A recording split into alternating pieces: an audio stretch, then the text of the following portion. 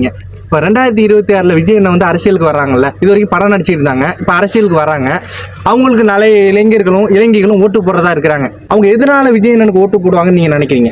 ஏன்னா அவங்க ஒரு ஆக்டர், அவங்க நல்லா பாட்டு பாடுவாங்க, அவங்களோட ரசிகர்கள். அதனால தளபதி வந்தா தளபதிக்கு தான் போடுவாங்க. அவங்க ரசிகர்கள்லாம் அவங்க பாடுற பாட்டுலாம் பிடிச்சிருக்கும், அதனால அவங்களுக்கு ஓட்டு போடுறாங்க. ஆயிட்டுனா நாங்க தளபதிக்கு தான் போடுவோம். தளபதி தான் மாசு தான், தளபதி தான் கெத்துனா. வேற எதுவும் காரணம் இருக்கா அவருக்கு ஓட்டு போடுறதுக்காக? ஏன்னா அவர் பாட்டு பாடுவாங்க.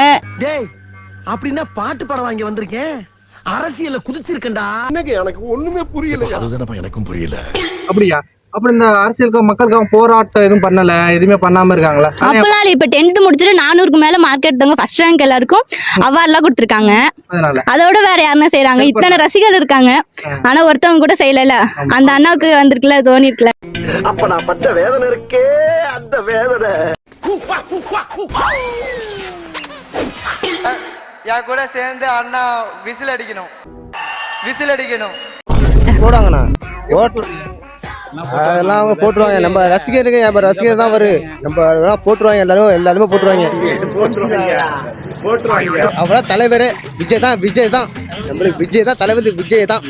அப்புறம் தான் இந்த ஊருக்கே அவர் தான் வரணும். நான் சொல்றேன், இப்ப இந்த ஊருக்கே வரணும்.